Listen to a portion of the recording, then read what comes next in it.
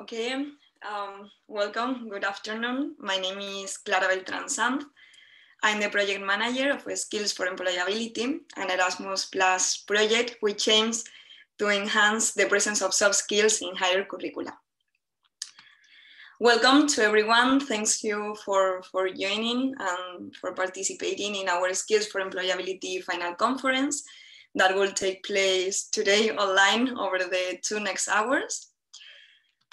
Let us start with some instructions and describing a bit how this conference will be and the dynamics we will use during the conference. First of all, I will let you know that this webinar will be recorded. So afterwards, we'll be able to share it and to publish it in our project website, Skills4Employability.eu.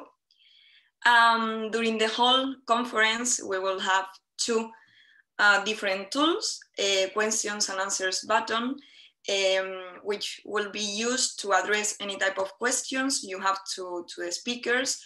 And of course, after each section, we will leave some space to deal with those questions and give several answers. And the second tool will be the chat. Please use the chat just for technical issues. In the case you cannot see us or hear us, please use the chat to tell us what is going on. Once the conference is finished, we will send each participant a digital certificate to endorse their attendance, and we will use the same email that you put to register in this final conference. Please, we will be so glad if you could, once the seminar is finished, fill out the survey we have prepared.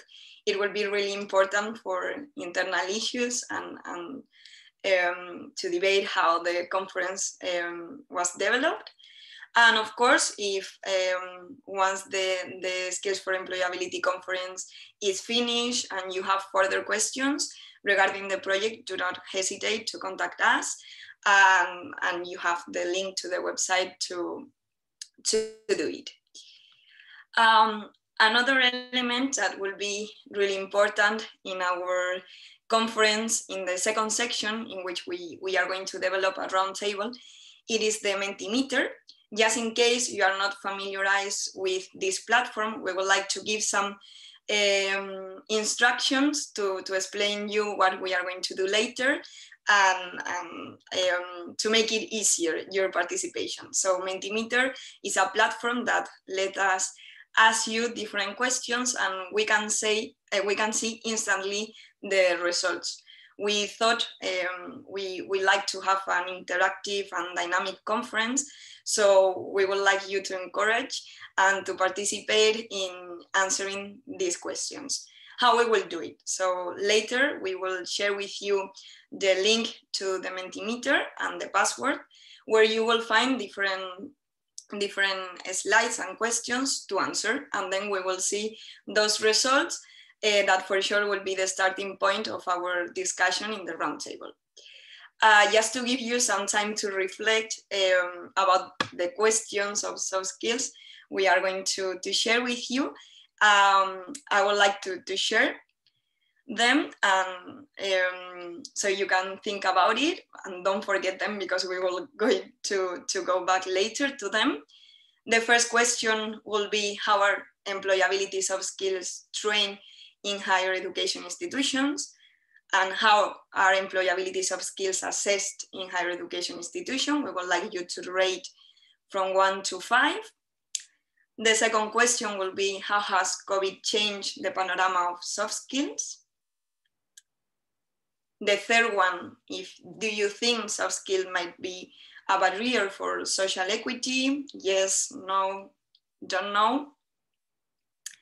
And the final one, we will ask you to rate the 3 most important soft skills for employability between the soft skills we included in our guidelines. So reflect a bit on that. We are going to come back later in our roundtable discussion. So right now we move on. In order to make a little remind of the organization of this event, I'm sharing you the agenda we have prepared for today. First of all, we are going to make a little introduction to the project objectives and results. Then I will give the consortium partners the floor so they could make a deeply explanation about different elements of the assessment of soft skills in higher education institution curricula. Main topics like the relevance of soft skills, the assessment of soft skills, or how the evaluation process goes. Then we will give, as I said before, some space for question and answers. And after a short break, we will start with the second section of this conference, in which an open discussion and a colloquium will take place. We have invited some speakers from different backgrounds related to soft skills to participate in the discussion. And as I said, we would like you to participate as well through Mentimeter. We would like to hear and listen to your opinions and to your ideas, so we can discuss deeply with different point of view in this conference. And we will closure with some conclusions about the event. And that's for the moment. So let us start with the introduction to the project objectives and results.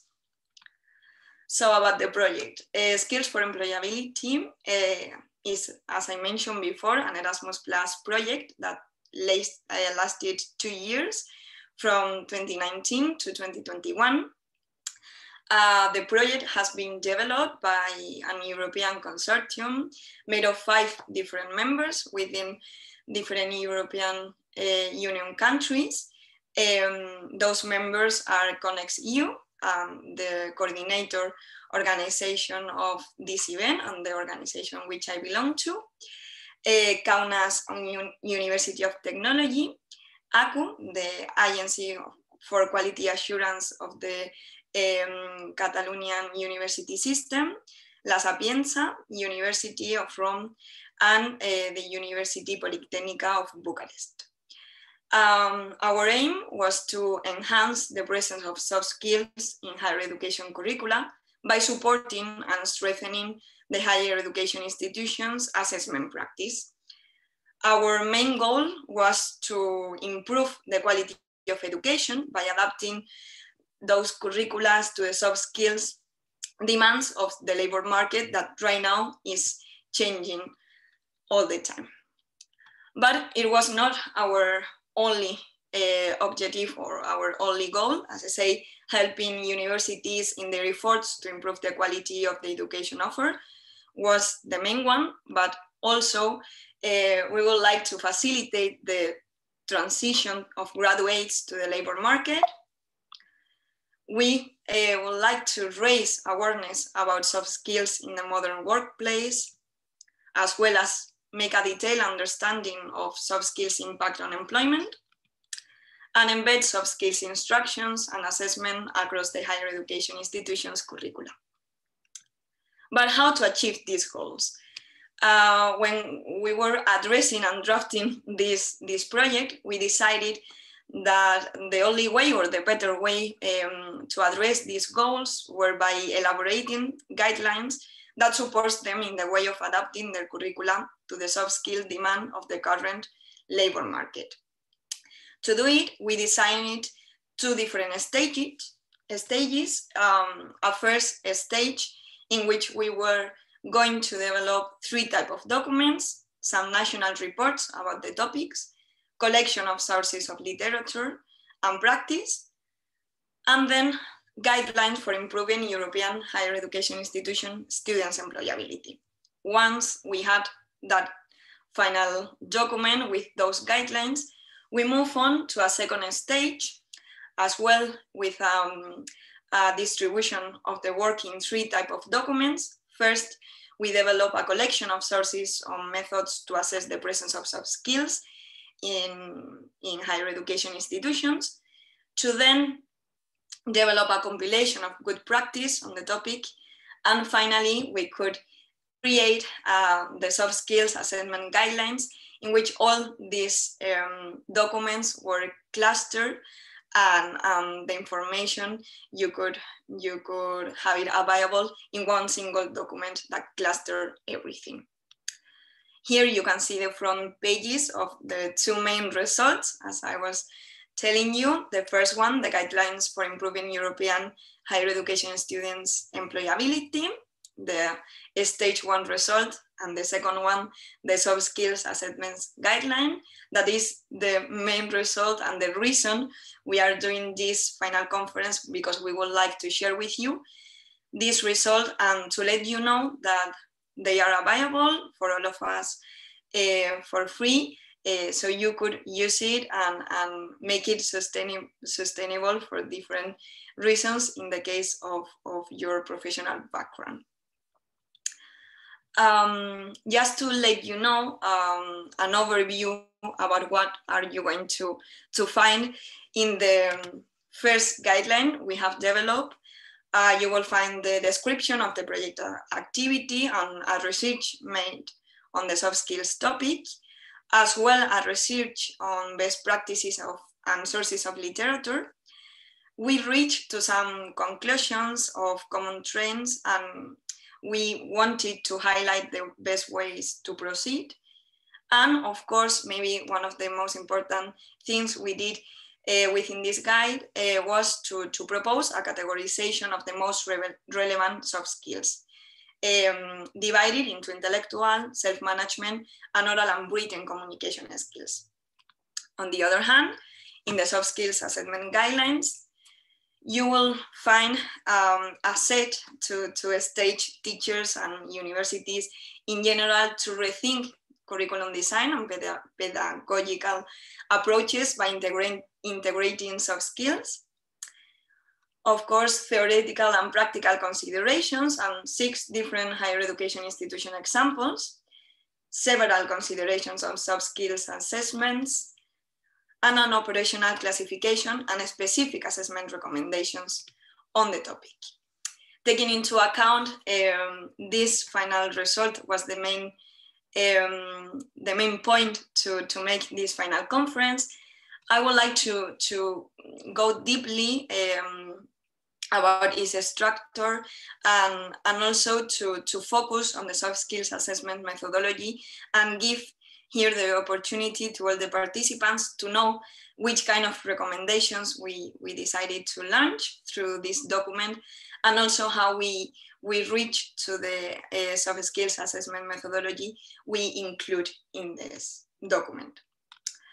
Okay, so here in the graphic, you could see the 8 different assessment methodologies you will find in this paper. After all the analysis and the collection of sources and the research we have been done for 2 years, we could do this selection of soft skills assessment methodologies. Apart from that, we identified 2 clusters of assessment methodologies, one direct assessment and the other one indirect assessment.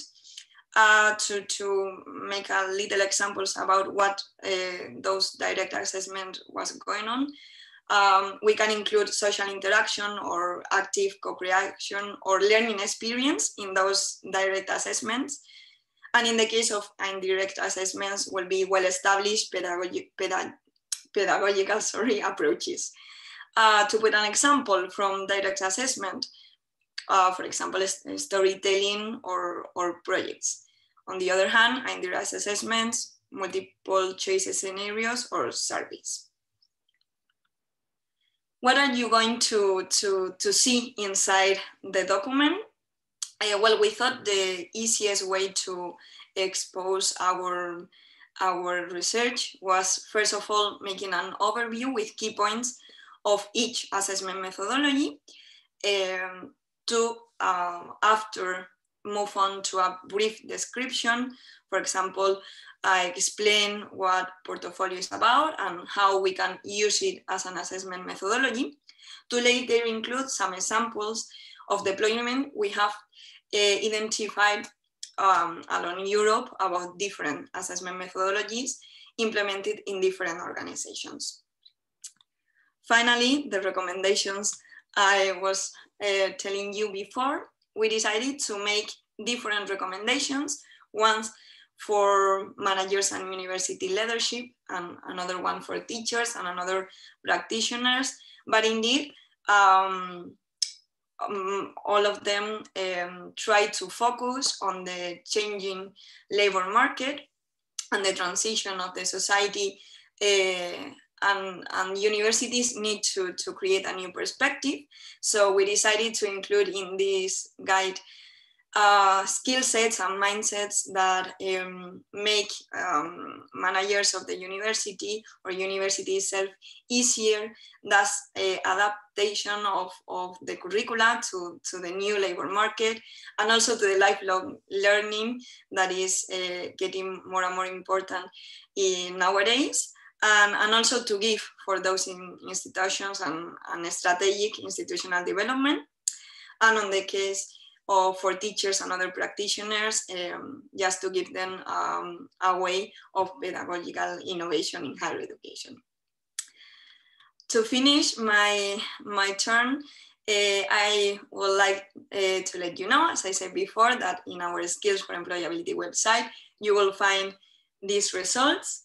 This is our website, and in the case you would like to get inside, you will see a short explanation of our project and the possibility to use our results. If you want to download them, are free of charge. You can download them. The guidelines for integrating soft skills and also the soft skills assessment guidelines.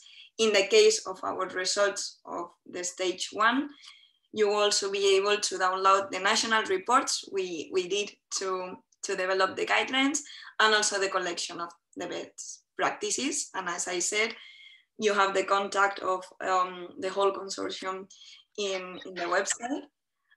Thank you very much for joining us. I will give now the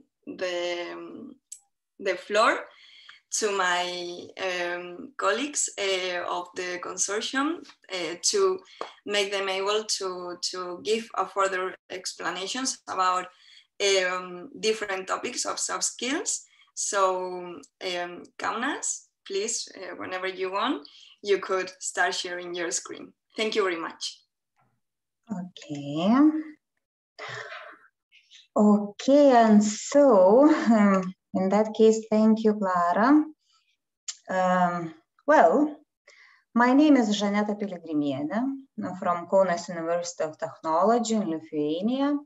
And well, today my task is, together with my colleague Vaida Pilinkienė, to talk a little bit about the relevance of soft skills, of those soft skills we are talking about today. So we will begin with a short definition of what do we mean by saying and talking about the soft skills, and then we'll make a very quick overview of global labor market trends. Then we'll talk about the soft skills demand and supply situation, and we'll finish with some best practices of how to develop some soft skills in higher education institutions based on examples from our university, from CONEXX University of Technology in Lithuania. Well, okay, so let's begin. What we are talking about when we talk about the soft skills. So at first, of course, we have to begin, in general with skills. And the term skills actually is the broad one. And it's only one of 4 pillars of competency, as you can see in the picture.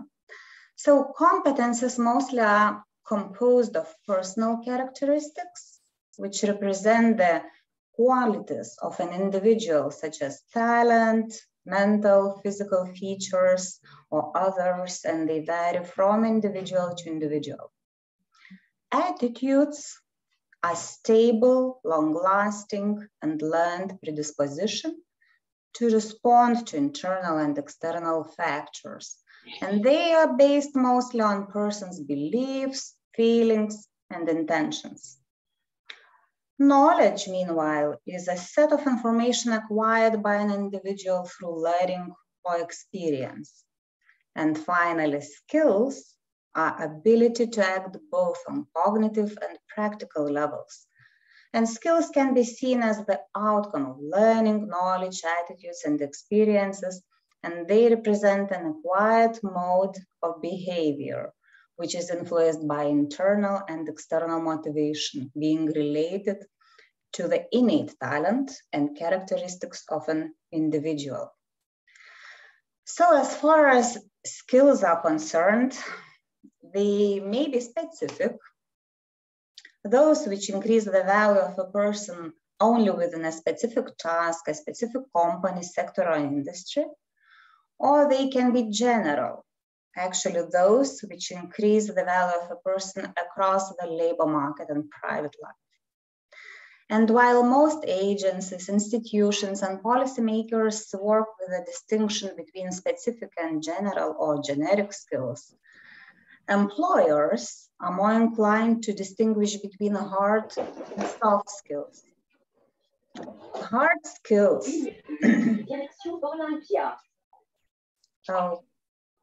Okay, so hard skills are strictly job specific, closely related with knowledge, easily observed, measured, and trained.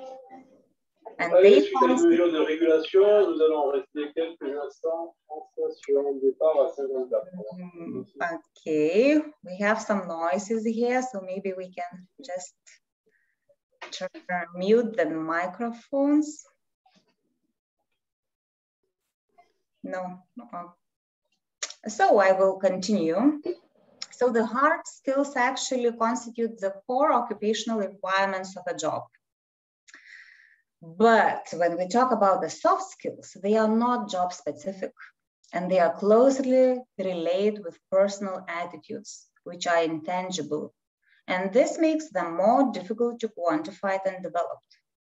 And unfortunately, there is no global consensus in the terminology to be used to indicate such skills. And there is no generally accepted skills taxonomy. So you can find a large variety of names that are often used as synonymous of soft skills, such as generic, essential skills, skills for life, basic skills, people skills. You can find the terms key skills, competences, employability skills, core or transversal skills. But still, you know, mainly we are talking about some most important set of skills that are very important for employability. So actually there in this slide, you can see the classification of soft skills we developed in the project. And you can find the explanation of it in our first guidelines for improving European higher education institution students' employability, as Clara has mentioned before. And there you can see three groups of skills: intellectual, self-management, oral and writing communication skills.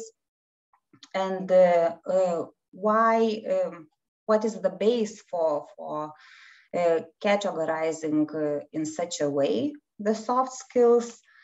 The reason was that the proposed set of soft skills takes as starting point the fact that this document is actually targeted firstly to academics. And therefore, those skills pinpointed there, they should be considered to be incorporated into the higher education institution study programs, because we believe that students should develop them in order to improve their employability. As you know, those skills, those soft skills, they emerge as the most important in recent global reports on labor market trends. So what are those trends? Actually, there are a lot of global organizations reports that emphasizes major changes in labor markets. And those changes usually are related to globalization, industrial digitalization, and artificial intelligence. And because of that, the new labor functions emerge, which partially or completely modify various groups of professions. And that in turn changes the demand for competences and highlights the gap of skills. For example, the Future of Job reports discusses the increasing demand for professions related to technology use, yet highlights the importance of human skills, forecasting the growing demand for soft skills in the labor market. For example, European Center for Development of Vocational Training in 2019 presented analysis on future labor market in European Union countries based on 32 billion work propositions. And the results in general highlight the need for the following skills, like ability to adapt to changes, English language, teamwork, and computer skills. And it is noticeable that such soft skills as teamwork, communication with clients are getting more important even for non-qualified workers.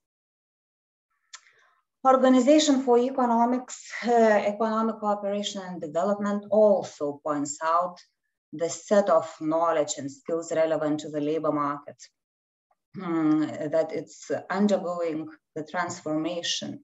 And it stresses that it's important to develop digital technology skills without denying the special significance placed on creativity, responsibility, and ability to learn. So we can find a lot of reports, and actually during this project, we analyzed a lot of reports, but to summarize all of them, the global analysis of future labor market needs foresees the need for specialists who are able to integrate hard and soft skills. And well, now my colleague Vaida will present the soft skills demand situation. Thank you, Żaneta, very much for your presentation. Now I will continue our presentation about relevance of soft skills. So what is the soft skill demand situation? As Żaneta mentioned, the global market changes and digital transformation in the industrial processes require not only hard skills, but extremely emphasizes soft skills of employees. The research proved that well-developed soft skills of employees may cause higher productivity and greater financial results of the companies. At the same time, the majority of employers emphasize that young people arriving to the national labor markets after their studies at universities having quite well-developed hard or professional skills, but missing their soft skills, especially in such sectors as IT, engineering, and manufacturing. Due to very fast technological changes, the importance of soft skills is obvious, not only for young employees, but also for the elder ones. The demand of soft skills differs depending on the job profile, but mostly employers require soft skills as such: teamwork, communication, negotiation, creativity, critical and analytical thinking. Next slide, please. And what is the soft skills supply situation? Talking about soft skills of graduates from the national higher education institutions, or so-called employee supply perspective, it's also obvious that universities are actively searching for inclusive methods of how better to integrate soft skills into universities' curricula and study programs. A variety of national initiatives and supportive training programs related to the soft skill development for students at all levels, partly decreasing the gap between the acquired and required soft skills in the national labor markets. Institutional and legal requirements, for example, study field descriptors or Bologna process agreements, encourage universities to include and pay more attention to the soft skills development and integration in the study processes. However, the successful training of soft skills at the university level require the educational adjustment in both curricular components and professional practices in order to train people with the skills for doing as well as with the skills necessary for being. Therefore, the main difficulties for the effective soft skills development and integration in the universities include, firstly, the lack of activities for teachers aimed to strengthen educational methods, and second, the lack of strategic insights and policies in terms of coordination among universities and assessment tools for the soft skills at the national level. Next slide, please, Renata. The current soft skills gap in the labor market has not closed in the recent years. Businesses are stuck in the so-called soft skills dilemma. Companies would like their employees to have these skills, but they are not willing to train or develop or invest into them. It's quite hard to measure and compare soft skills imbalances, gaps in different countries due to the absence of information and the lack of common assessment system. However, it's also obvious that soft skills mismatch varies by country and region. Different level of inclusion of local authorities creates a clear response to the soft skills demand in particular country or region. This proves that the role of stakeholders is essential in decreasing of the soft skills mismatch due to transforming information from soft skills anticipation activities into standards and learning outcomes of universities. Next slide, please. Our review of best practices in developing soft skills in different countries and different universities show the variety of universities' initiatives, including educational models, platforms, of programs that strengthen and facilitate the integration of soft skills in the academic environment. I would like to mention a few successful initiatives from our university, from KTU side, which ensuring better integration of soft skills in the university study process. The first one is the MA+ master study model. This is a unique model of master studies which help building competitive competencies in the global labor market. MA+ model allows the students to design their studies themselves by choosing additional competencies packages next to their major studies. At the moment, for example, the most popular competence packages of MA+ are based especially on the development of the soft skills. For example, leadership, project management, language competence packages, teamwork. The second one is guided program. This is a mentorship program aiming to develop intelligence in a broader context. The persons who have had a mentor usually in their life adapt more quickly and successfully. Their achievements are higher and they do not repeat the same mistakes.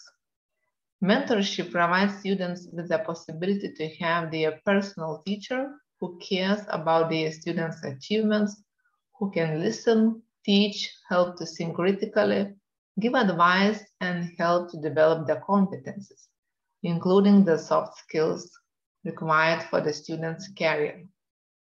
The third one is wanted program.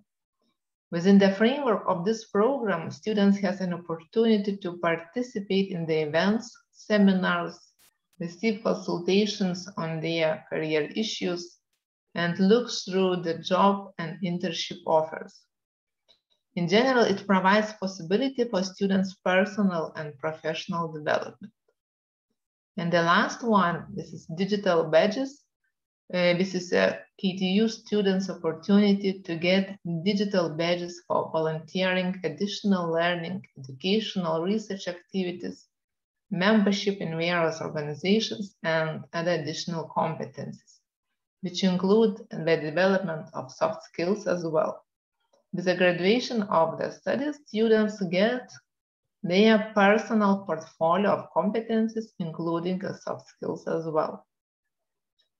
So in conclusion, I would like to say that results of our project proved the importance of soft skills for current and future employees in the labor market.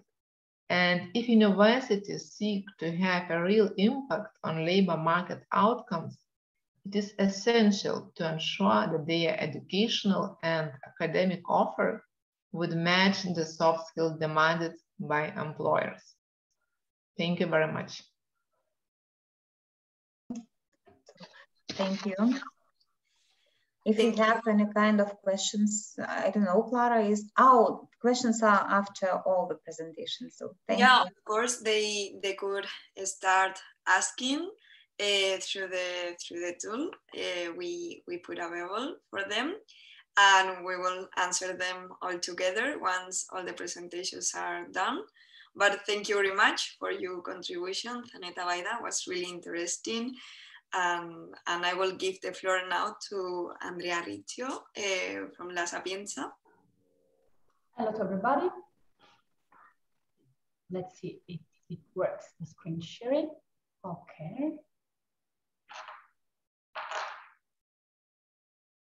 Is it now in presentation mode for you as well? Great. So welcome to everybody. I'm very glad to be here and to present the results of Skills for Employability. More in detail, my contribution about the training of soft skills, which is indeed a tricky one. I mean, defining how to train soft skills seems almost impossible. And I was particularly focused about reading this book, which is from Yuval Noah Harari, and it is about 21 lessons for the 21st century, because he's a person that works a lot in defining scenarios for our future. And in this sense, he's saying something enlightening to me about teaching of new competencies and teaching the new skills that could be required for the 21st century. So for example, he said that many pedagogical experts argue that schools should switch to teaching the 4 C's that are critical thinking, communication, collaboration, and creativity. And of course, these are part of the skills that after a long analysis, we analyzed and more in detail. And that's, I think that we also can share in terms of idea. Schools should downplay technical skills and focus on purpose life skills. Also because we have to deal with change and also to preserve our mental balance in unfamiliar situation, because we really don't know how the world of 2050 will be. What happened in the last century was really much more predictable than what is happening decade after decade in this century indeed. So probably, as Harari says, the most important skill, and soft skills are part of this, I would say, umbrella skills, is the capability to reinvent ourselves again and again. In this sense, how to train soft skills has at least 2 different sides that are learning and teaching. So from one side, we have the students that needs to learn soft skills. That is it's very different as a process from learning like a specific discipline. So are there tools, are there practices they can employ and use? And on the other hand, it also implies a different way of teaching, a new teaching methods and assessments. And another important question is how to train the trainers in terms of soft skills. So probably what I would like to stress since the beginning, and that's what I like the most of working in project like this one, is that every project that we work on, and especially these that really challenges very important societal challenges like this, is that they are starting point, they are never end points, and a good project happens when you still have questions to be solved, probably with other projects. So in this sense, Skills4Employability has developed so far, as Clara explained very well, both a collection of literature review and concrete cases to guide both the training of soft skills on one side, because the literary review includes like real pieces of literature, but also trainings about soft skills. And on the other hand, introduces models to assess soft skills, giving us a wide scenario in terms of what could mean training soft skills, but it still leaves open some questions that it would be nice to discuss today and maybe in further collaboration. But nonetheless, also thanks to the stage 2 of our project, we still have some recommendation about how training for soft skills should be. In this sense, it is very important, if we want to have an effective learning on soft skills, to work on peer-to-peer learning, because in this way, each learner could be both a recipient and a donor of knowledge in a flux of like knowledge sharing, which is two-sided. And on the other hand, it is important when working with soft skills that the focus is on understanding rather than on solving. So there won't be like mathematic problems to have a perfect solution, but to work on understanding complex matters, because usually soft skills trains us about complex matters. Another important issue linked to soft skills are flexible curricula. This means that we don't have to focus on like monodisciplinary curriculum. In this sense, working in a flexible way, both in terms of disciplines and especially of approach, could allow students to find their strength and interest, and also to change direction if this is needed. An important thing in this sense that we could learn as a soft skill, in fact, is that we can learn a lot from failure. On the other sense, flexible curricula enables students to develop interdisciplinary perspectives in order to address the key issue facing society in the 21st century. And again, as Arario was saying, we should expect a perpetually changing labor market that will need changing and evolving skills that are, for the majority, transversal and soft rather than disciplinary. So that's the added value of flexibility. Another important issue is that we should foster a curiosity-driven approach. This means that in classrooms, when students work, both teachers and students should develop and cultivate a culture of experimentation and innovation. In this sense, to be flexible, but also to be wide and broad, learning projects should be at the crossroads of research, innovation, and social responsibility skills, because many of the future labor that we are thinking of and that could bring employability will be at this intersection somehow. Think to the big word of social innovation. That's exactly with social entrepreneurship and so on, a typical example of something that is curiosity driven, but especially is at the intersection of several matters. Another important issue, on the other hand, is to focus on data. Being flexible doesn't mean not being reliable. We could work on soft skills being at the same time reliable and accurate. In this sense, data-driven decision to collect and analyze different types of data could guide the improvement of the educational process. In this sense, to really make the best, to keep the best from our students, it is important to have data about them in terms of demographic, aptitude, achievements, process, also to get their feedback on learning activities, especially when dealing with soft skills. In fact, a learning based on data and research outputs could also foster innovation. So the training of soft skills should be in two ways, driven by data on one side, informed by data about the process of learning itself, but on the other hand, developing a learning process that it is based on data, because data are part of the future of the society of the 21st century. Last but not least, in this series of tips about how to train on soft skills, this training should be impactful in the long term. This means from one side that impact deals with change. And so means to try to measure the change that we produce in the short, in the medium, and in the long term. And when we see the short and the medium term, we can sure say that one of the first issues to generate impact is to create a culture of sharing and disseminating results. So to create wider environments for training of soft skills. But on the other hand, if we move towards the long-term perspectives about impactful training of the soft skills, probably we need to foster institutional change. So to really change the organizational learning models of higher education institutions in order to be more keen to change their perspective of training and to include more and more in curricula, but also in organizational process, soft skills in order to really foster employability. So I want to thank you. That's it. That was just a small focus on some tips.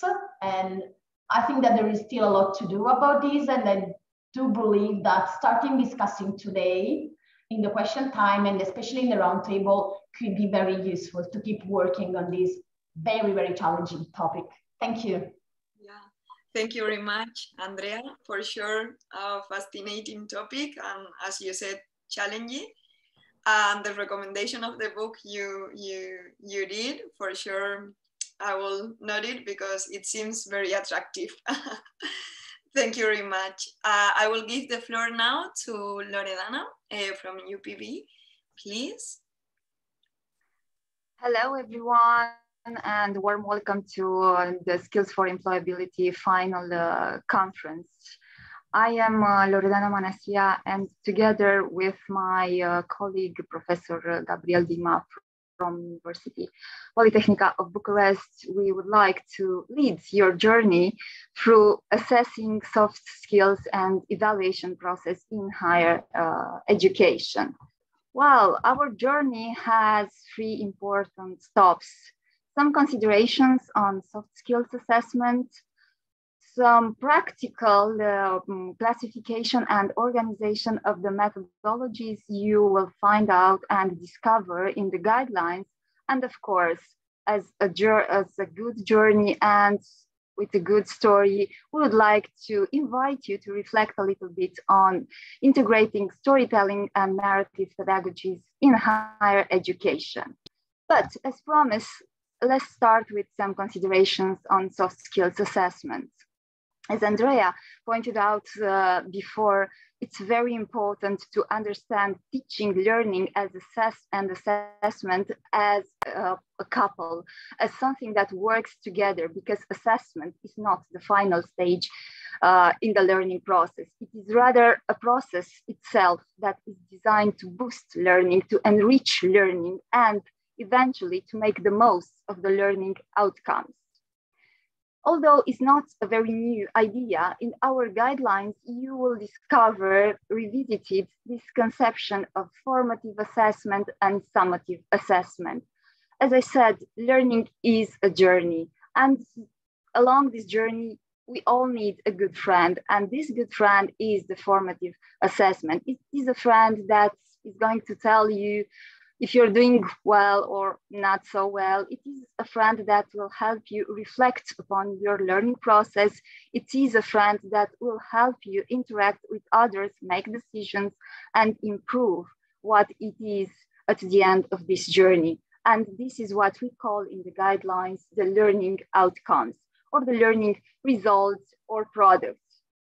Well, because the scientific literature and scholar opinions widely vary on this subject, we needed a framework, a theoretical framework to organize our best practices and examples coming from all the 6 universities in the project. And because the project is deeply related to the professional competence development, we decided to use the Miller-Spearmith theoretical model. As you can see, it identifies various levels, for more precisely, that leads eventually to the professional competence of our students. The first two levels are related to knowledge. The knowledge we have and the understanding our students have about that knowledge. And of course, there are some assessments, techniques, methods, instruments, tools that can be used. And as you can see, they might be associated to well-established pedagogies and approaches. But of course, there is not only the knowledge which is important in higher education, and for our students' employability, skills are also a game changer in higher education. And the Miller-Spearmith says that skills need kind of different approaches to assess them in higher education. And conducting this analysis, we came out with very various examples. And some of them are well-established pedagogies, and is nothing wrong about them. And there are written evidence, theoretical problems, notebooks, exams, and we all know them. But also we have self-assessment, we have peer assessment, we have challenge-based learning and real-life problems. We have professional practice, we have off-campus learning experiences, and so on and so forth. So just taking a look at this representation on your screen could lead you to better understanding that our guidelines focus on different theoretical approaches to learning. And these are social learning, these are constructivist learning, cognitive learning theories, and that led us to better understanding the assessment methodologies we may use to assess soft skills in higher education. And because I said the magical word methodologies, we wanted to provide you with a definition of this concept. It's not, of course, new, but we wanted a more personal definition. We wanted a definition that puts together learning, teaching, students, and teachers, because they create contexts that challenge students and make them make decisions and judgments. And what is an assessment methodology in this approach is a synergy between contexts and actions. It's a synergy between teachers and students. It's a synergy between learning and teaching. And you will find out, and you will have the time to discover this approach in what we have selected in the guidelines. Because the examples provided by all the universities in the project led us to identifying two different clusters, two discrete clusters of assessment methodologies. One is direct assessment, and another one is indirect direct assessment. The cluster of direct assessment comprises methodologies based upon deep social interaction and active student co-creation of learning experiences. When applying direct assessment methodologies, teachers play mainly the role of facilitators by creating contexts where students can prove their skillfulness, can make their own decisions, and can make their own judgments. In the indirect assessment methodologies cluster are mostly including well-established pedagogies, in which teachers assume a more prominent role because they are the architects of the context, but they also assume a very important role in making decisions, in making judgments about the skillfulness of the students.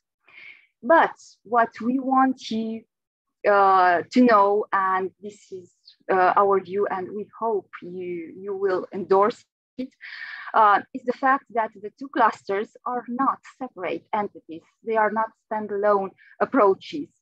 Spin the wheel, because that was the idea, to have this little theoretical dreidel.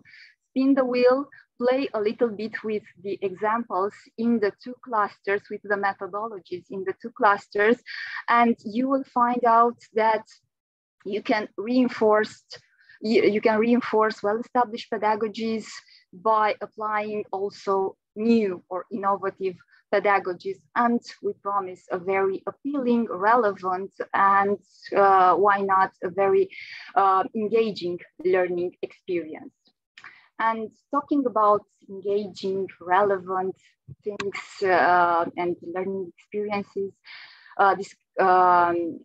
this leads us to what is storytelling and narrative pedagogies in higher education.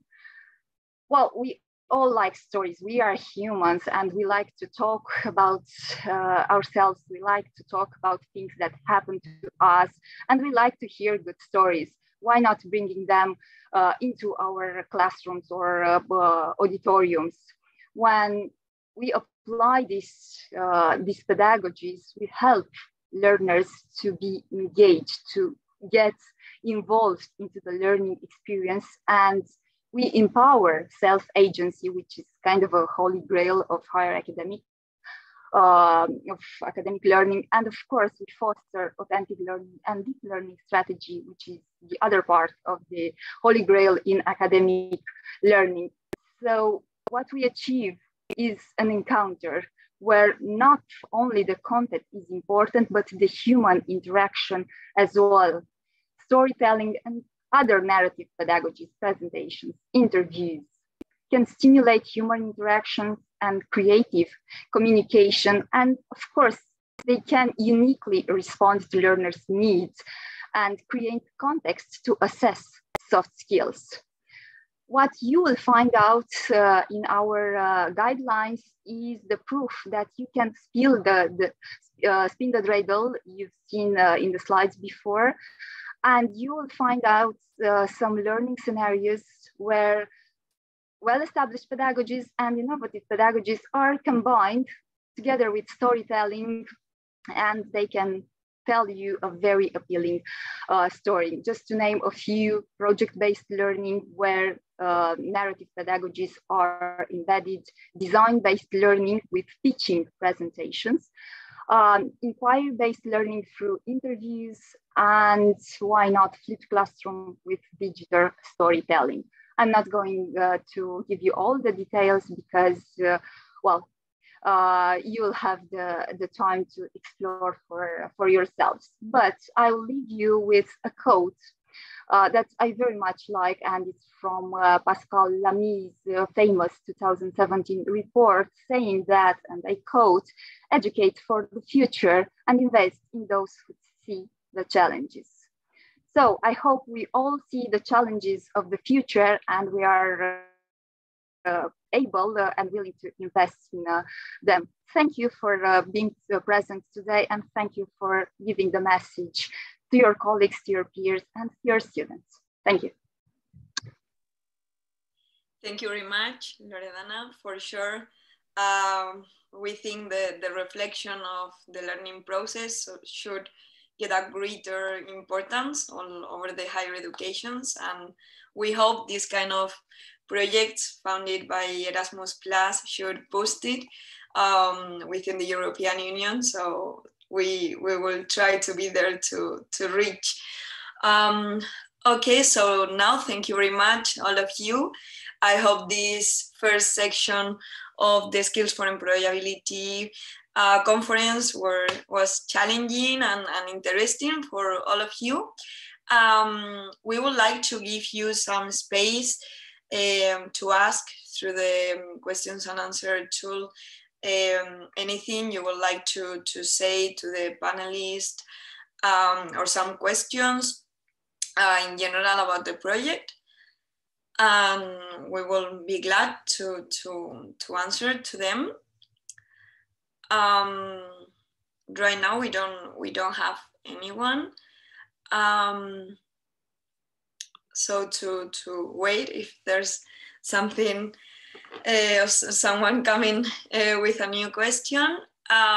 We will have later a short break of 5 minutes to prepare the following section and to move on to that round table that for sure will be interesting, and we'll have a really interactive discussion.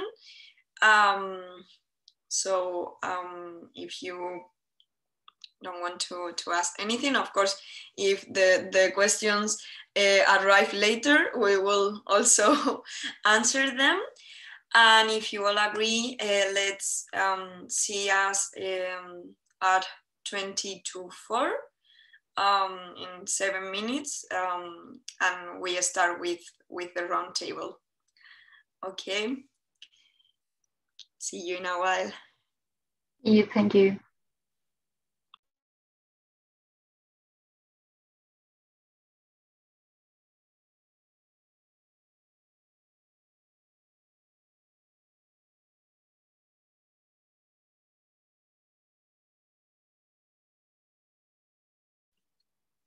Good afternoon again. We are back. I just include in our chat the little instructions you need to follow to later use Mentimeter. Just follow that link and you will need to enter the password. But first of all, I will like to give the floor to Ana Prades from ACU. She will be the chair of our challenging round table. Welcome, Ana. Thank you. Thank you, Clara. Okay, so I'm Ana. I'm the head of internationalization in ACU Catalunya, and I have the pleasure to moderate this roundtable. The objective of this roundtable is to hear the opinion of the three main stakeholders involved in the debate of employability, namely academics, students, and employers. Academics are the prospective users of our guidelines, and thus the project or our project's main target. They are the ones in charge of embedding and assessing soft skills in the curriculum. Students are at the core of the teaching and learning process. They are the ones that must acquire the soft skills that they will require later on their employment. And they should be the main beneficiaries of this project. And finally, we have employers who are the customers, let's say customers, the ones that consume our graduates and understand the needs of soft skills. They are the ones that voice that soft skills are needed. So we'd like this section to be as interactive and participative as possible. This is why we have included the Mentimeter questions and that we are going to launch in a moment. But please do not hesitate to post questions or comments in the question and answers button. And we'd like to hear what you think about the need, training, and assessment of soft skills. Okay, so let's dive into the colloquium. And let me begin by thanking wholeheartedly on behalf of all project partners to our three panelists that have kindly accepted to participate in this event, which are Asta Daunorién as academic, Albert Gili as a student, and Hafida Begdouri as employer. Hafida, we cannot see you. Maybe can you switch on your video, please? Thank you. Okay, so first we'll do a first round of presentations with 1 or 2 questions to speakers, and then we will begin with the Mentimeter questions, all right? So our first panelist is Asta Daunorién. She is the head of Center of Excellence in Teaching and Learning at Kaunas University of Technology, Associated Professor of Quality and Value Chain Management, Senior Researcher at Kaunas University of Technology School of Economics and Business. And at Kaunas, she brings hands-on experience in initiating, coordinating, and promoting faculty development activities.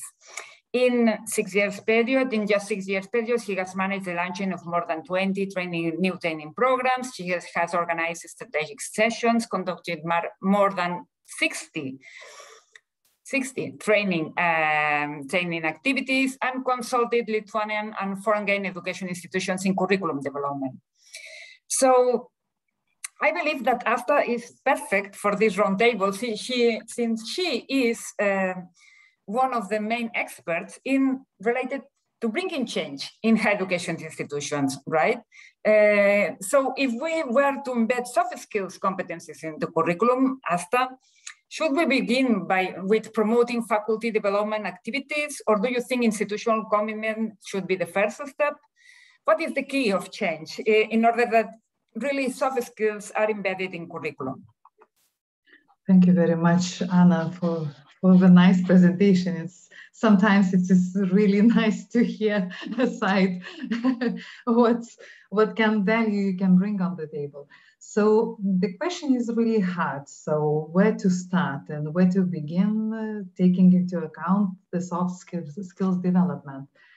I would say, and I would start from the strategic, goals that different faculties and universities establish by thinking about the future of higher education.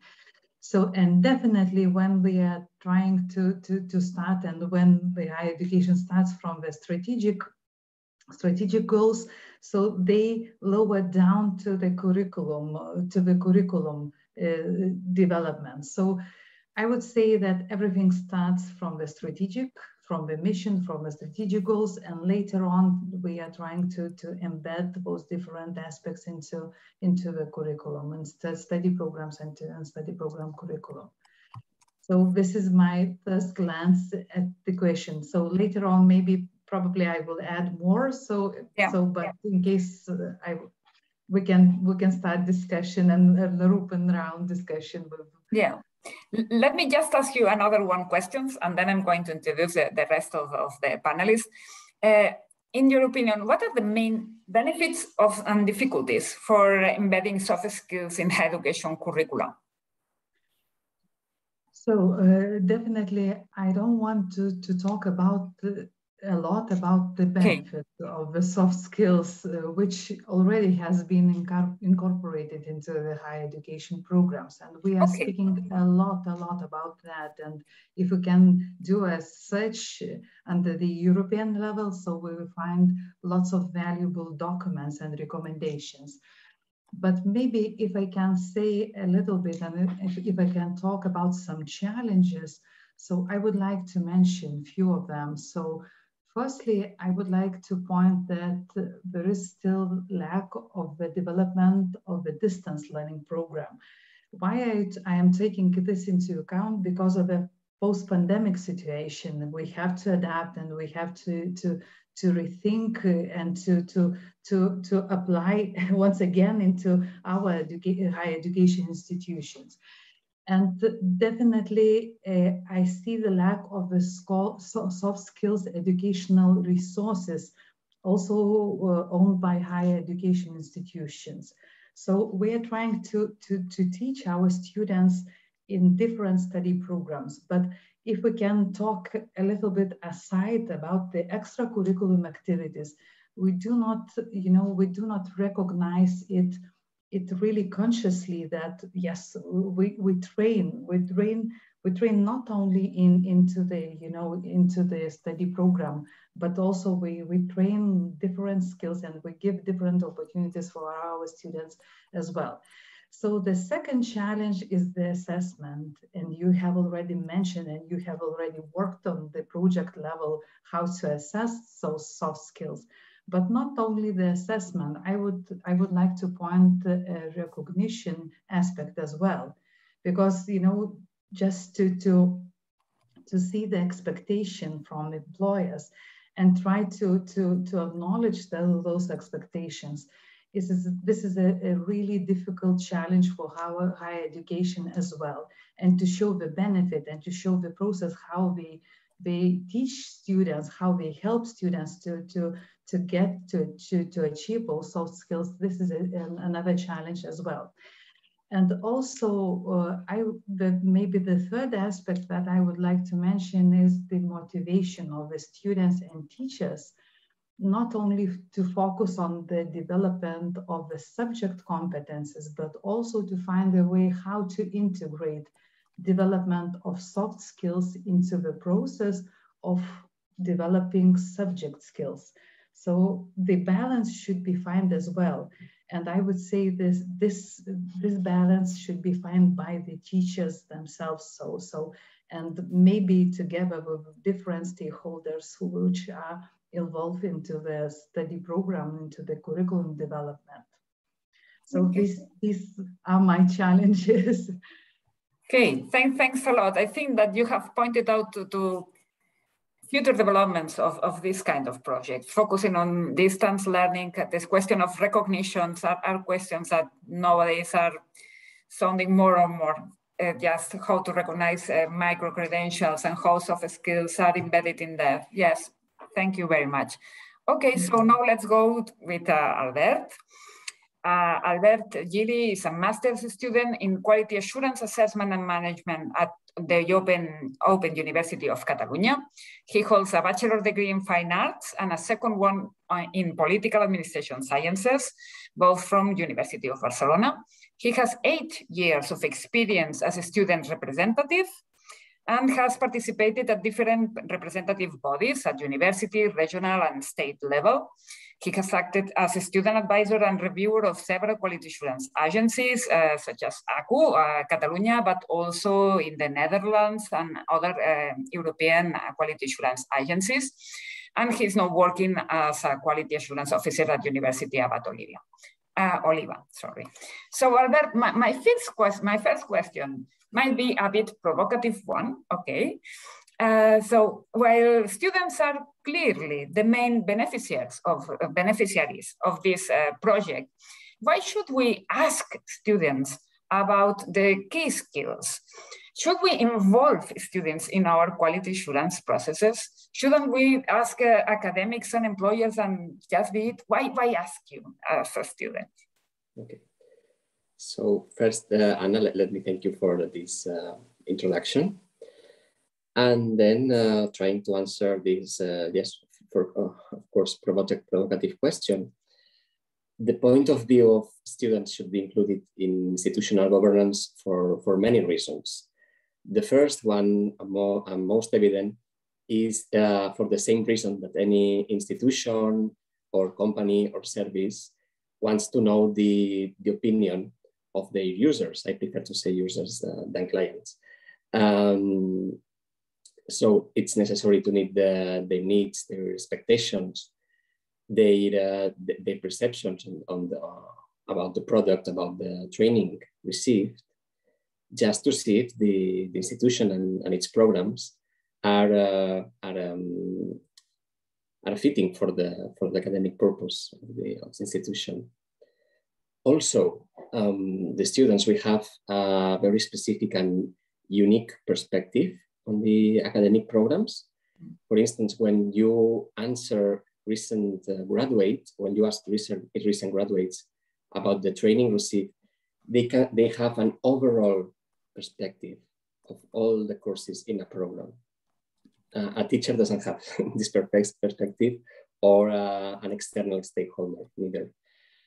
So, for instance, focusing on the topic of this project, a recent graduate can tell you, for instance, if soft skills are trained but not really assessed in a program. Yeah. And let me finish saying that also we are key actors for the reflection on the learning process that has been mentioned before for some of the panelists we have today here. And from this perspective, we not only talk about being users, we talk about co-responsibility, we talk about student empowerment. Yeah. So I think these are 3 powerful reasons. Thank you, Albert, for your input. It might be obvious for someone that the students are key stakeholders, right? But outside Europe, the implication of students in quality assurance, it's not obvious. They talk about peer review, and students are not involved in this process. So that's why I wanted your input in this question. Thank you a lot.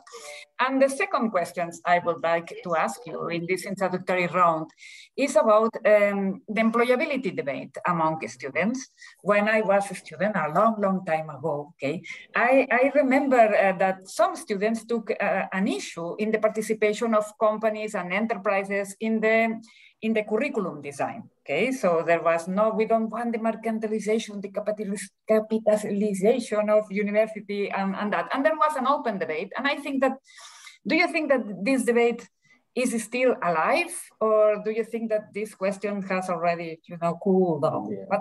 What's your input? From my point of view, and it's my point of view because student body is so diverse, the debate is always there, and especially for students that are involved in governance at a higher education institution, usually during a year or two, because student cycle is quite short. And what can I say here is that, of course, students are interested in knowing the needs of the labor market, and they also are, most of them, interested in having a real professional experience in different forms. It might be an internship, it may be another kind of experience.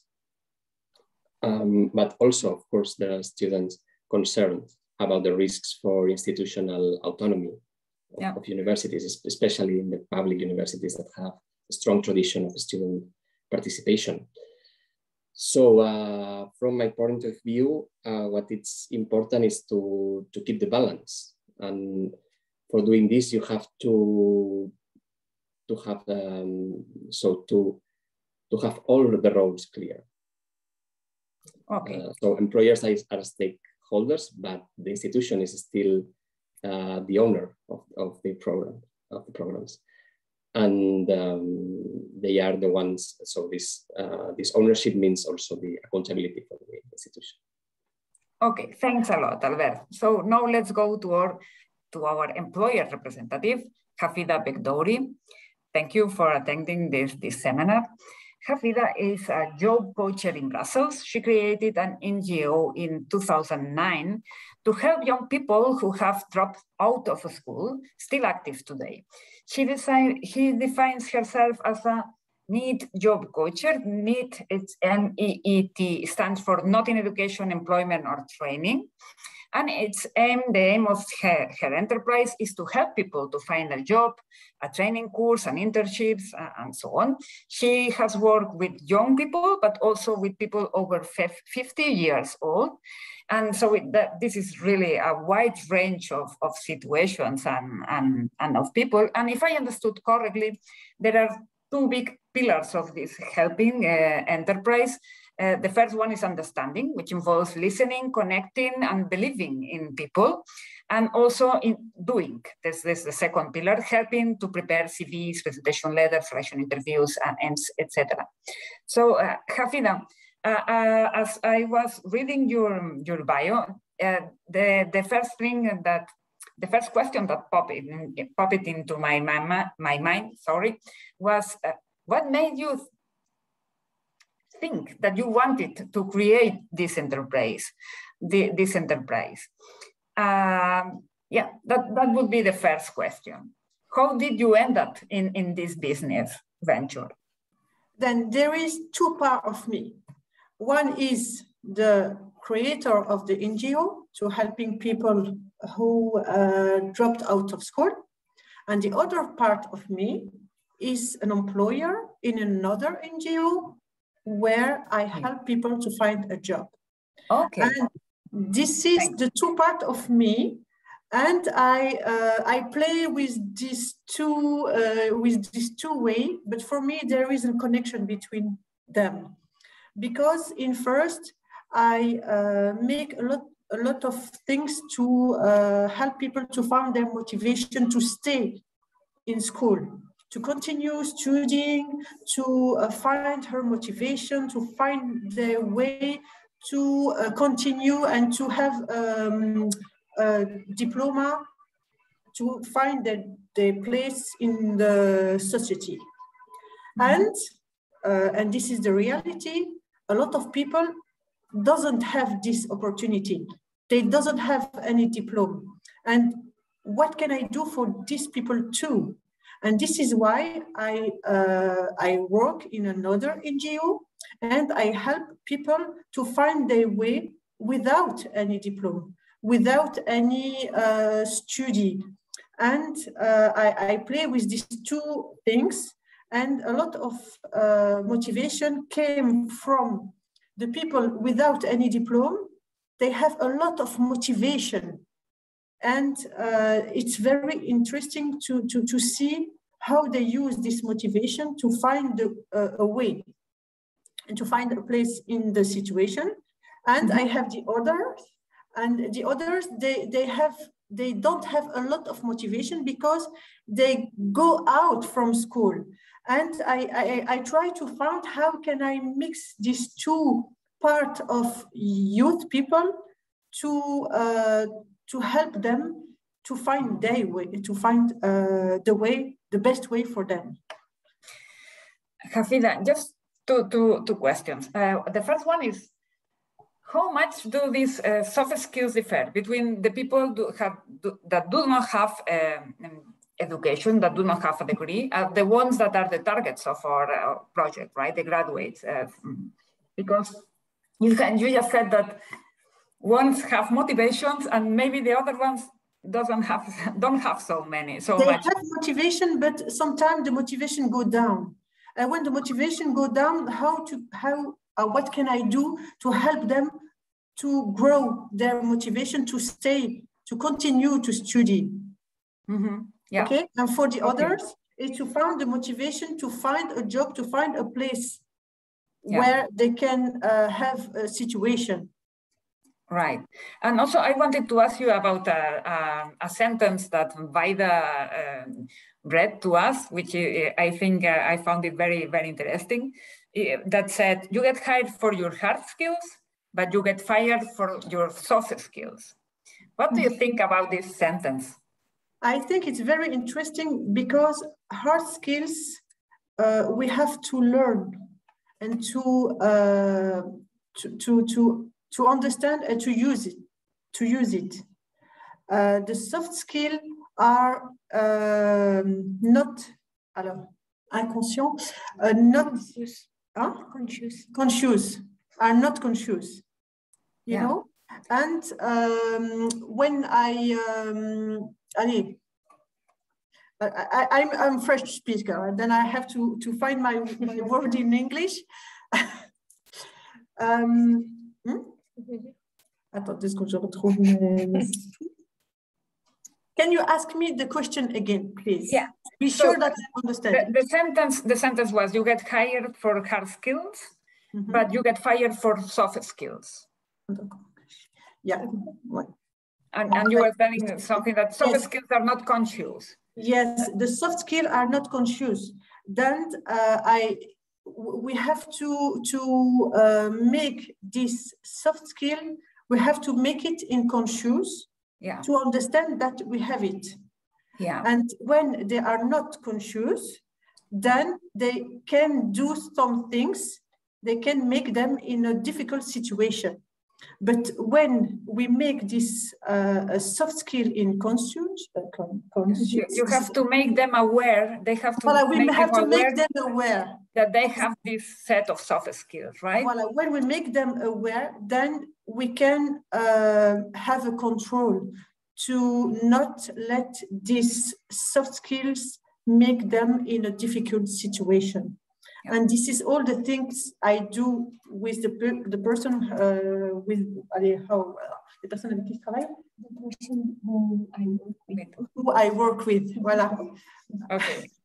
Okay, thanks, Hafida.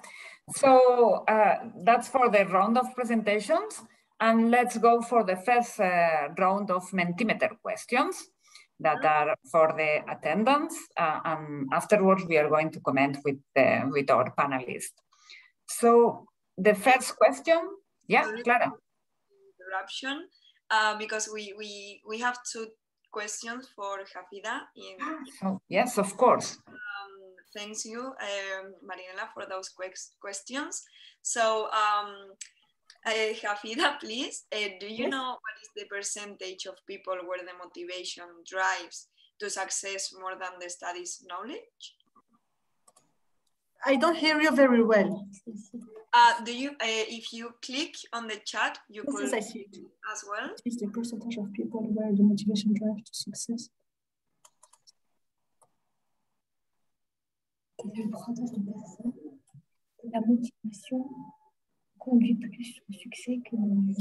Alors, yes. Alors, the motivation is the more thing who's important for the employer here in Belgium. Because sometimes we have persons, they have a lot of knowledges, but they don't have motivation to stay in this job. They don't, voilà. And when the employer can find someone with motivation, he wants to make more time to help them to learn the job inside, and then they stay in this job.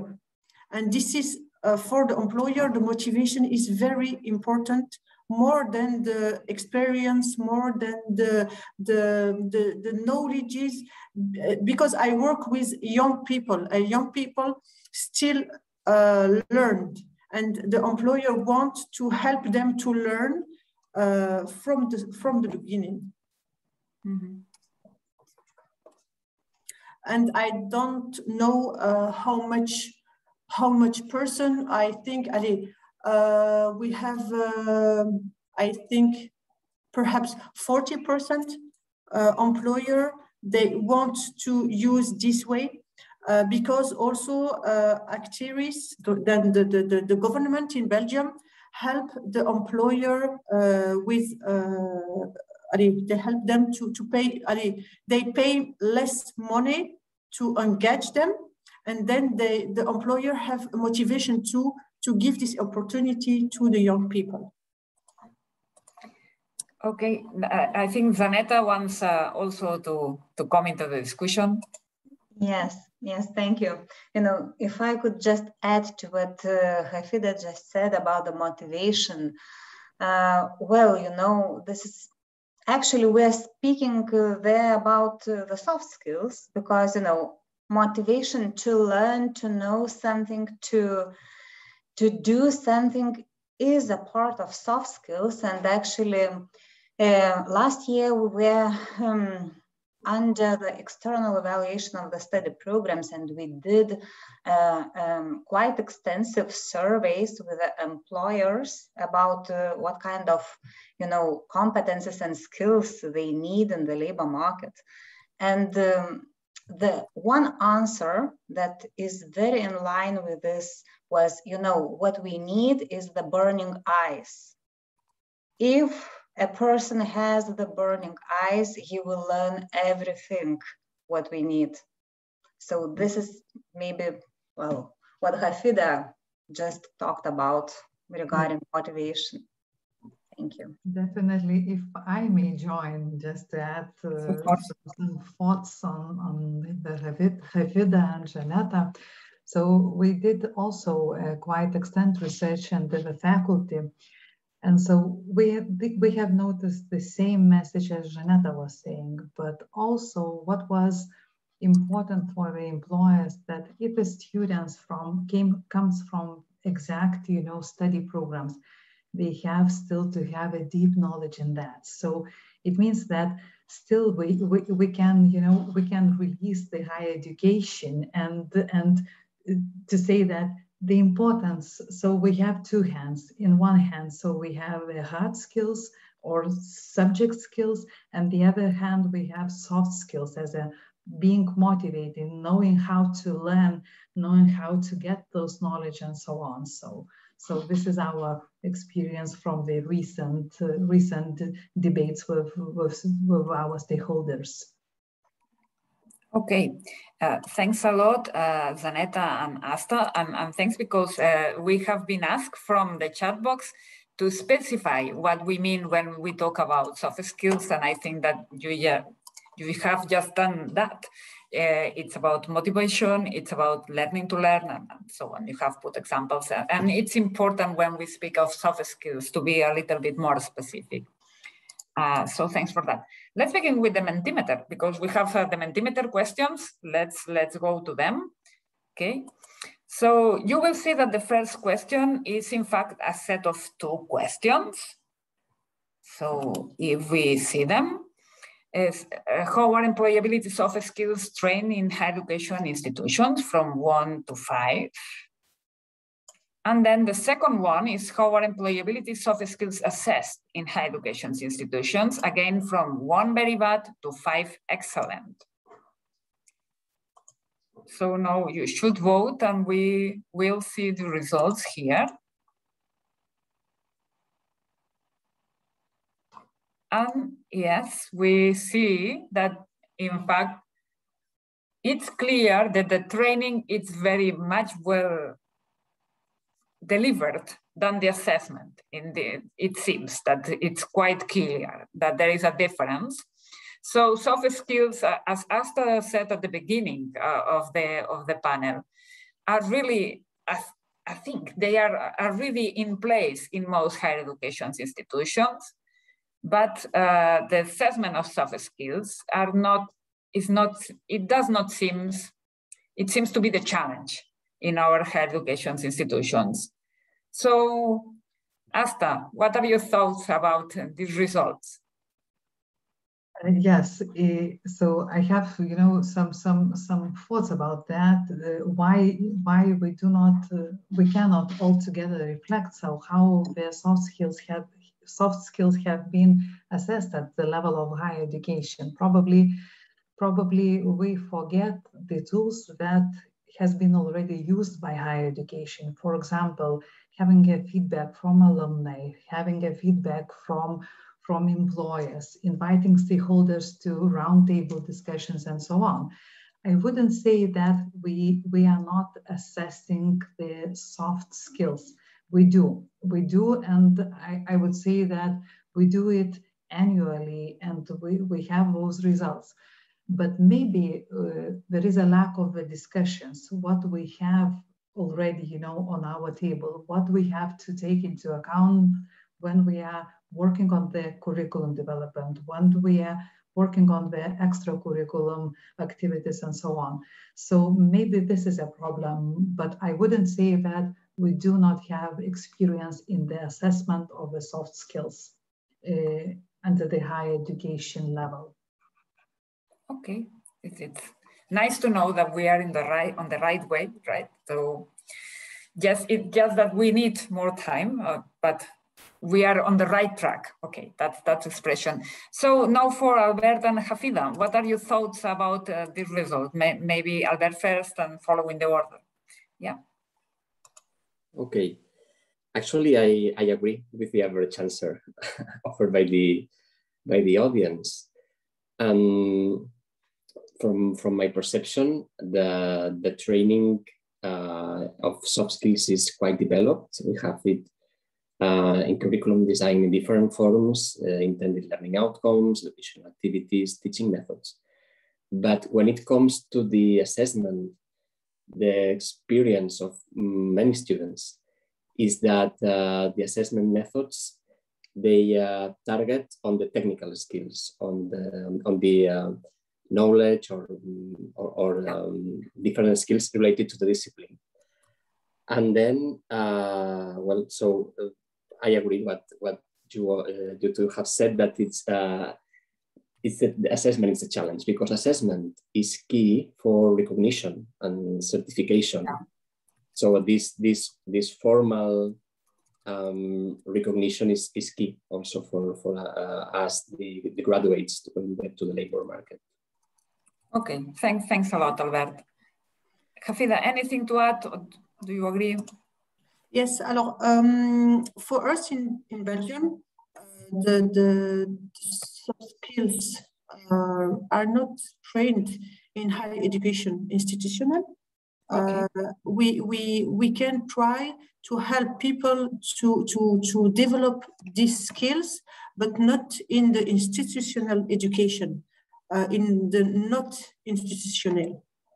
And then the assessment, we can see the development of these soft skills in a concrete situation.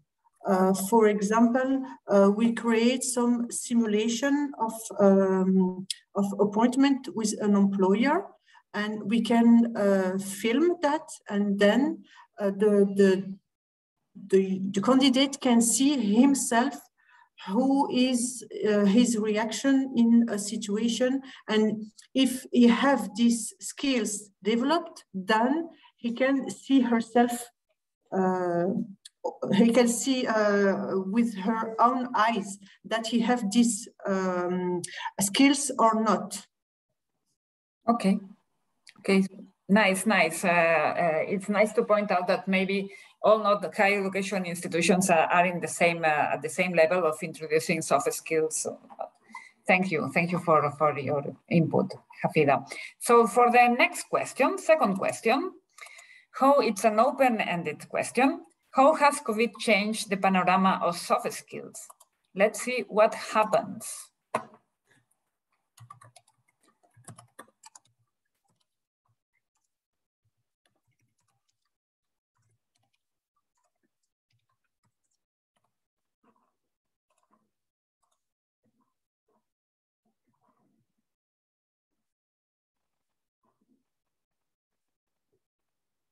So people is writing.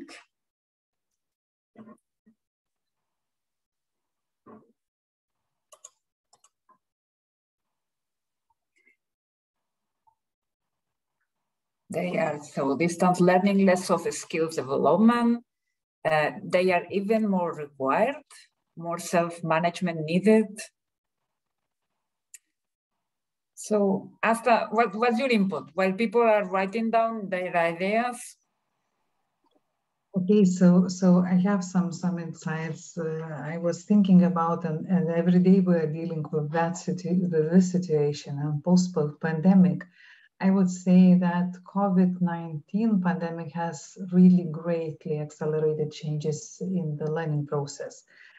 So these changes have major implications, especially for the digitalization, pedagogy, equal access to digital technologies, inclusion, funding for the students and teachers, and virtual mobility as well. So these aspects definitely influence development and of soft skills as well. So we have conducted a study under the changes in students' attitude and expectations by pandemic.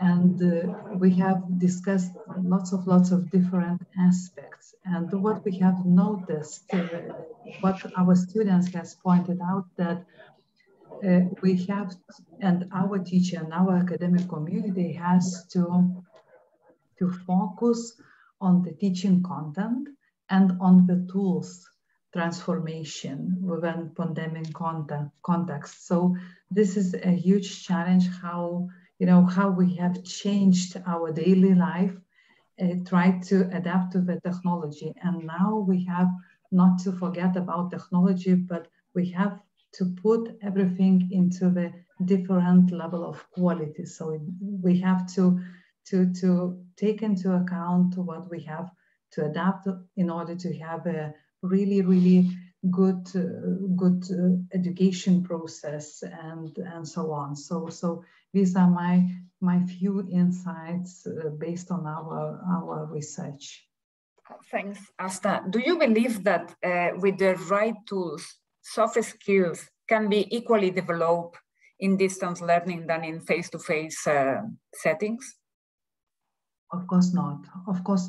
And our students has mentioned that we still have to have a balance between digital technologies embedding into the curriculum and face-to-face and possibilities to learn from face-to-face.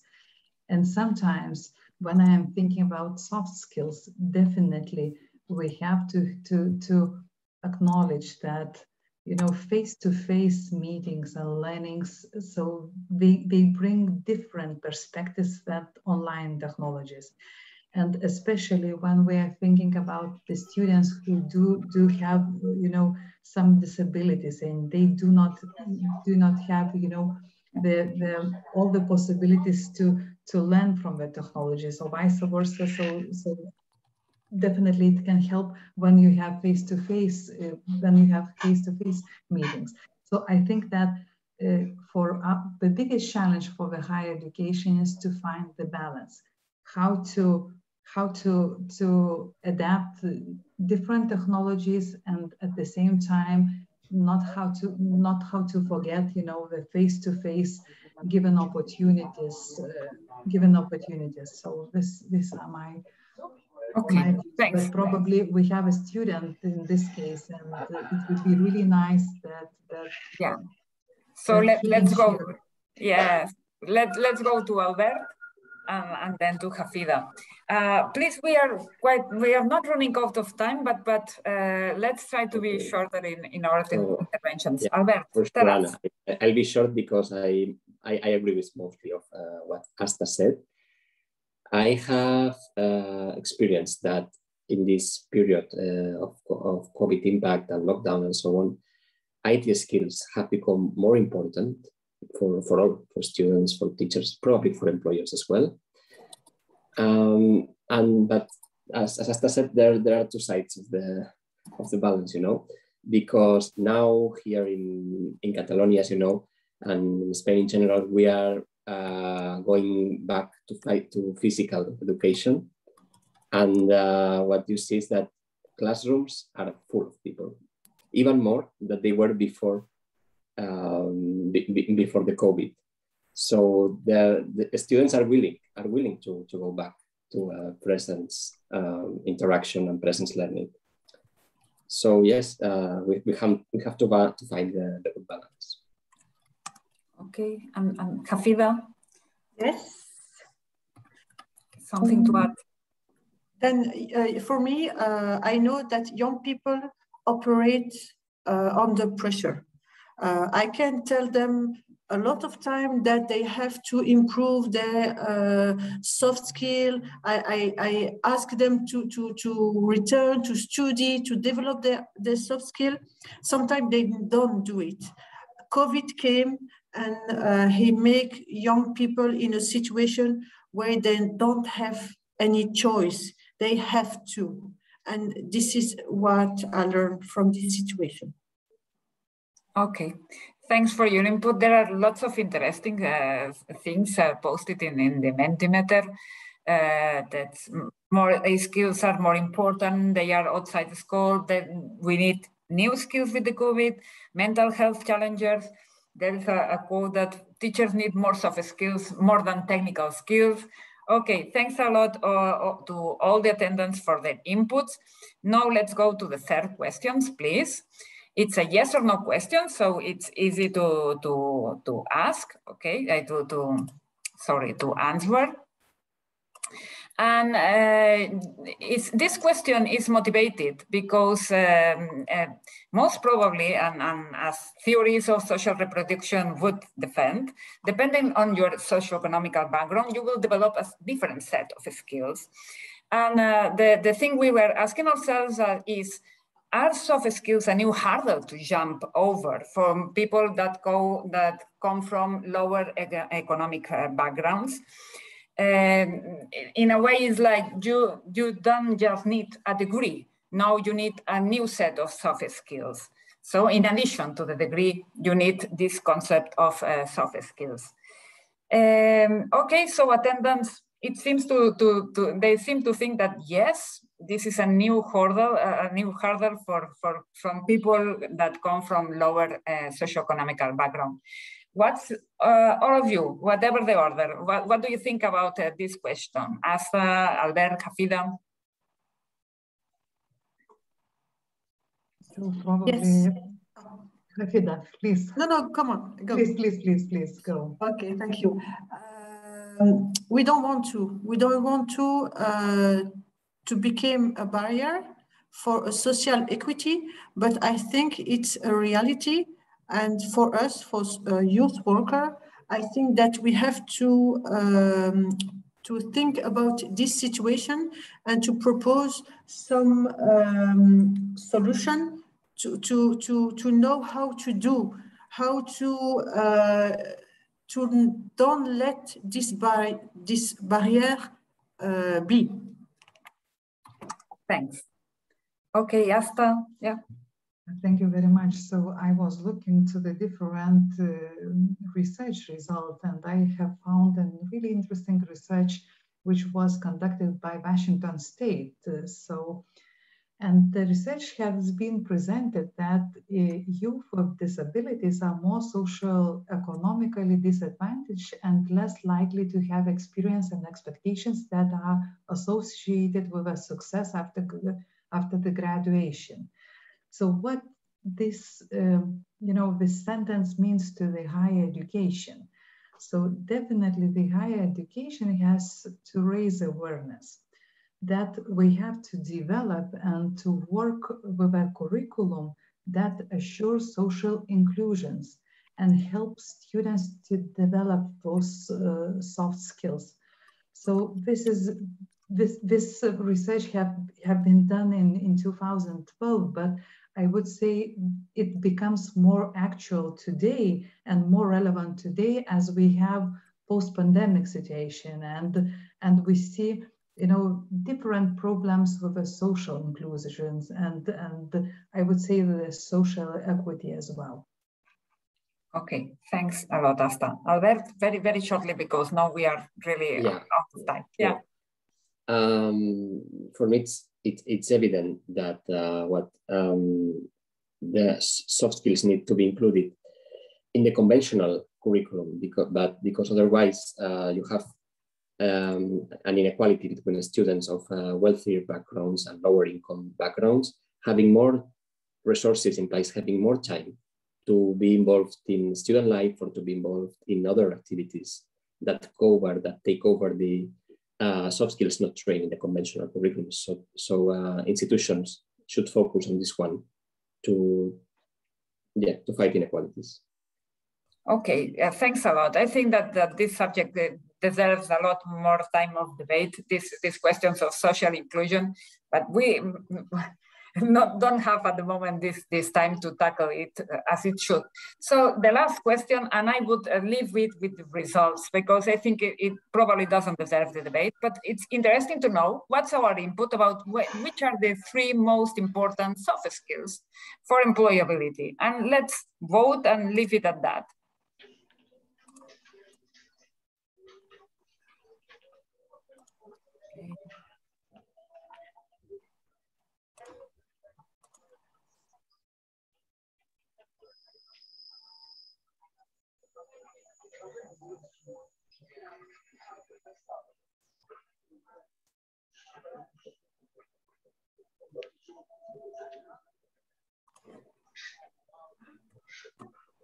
Okay, so problem solving, interdisciplinary skills. Oh, no, it's changed.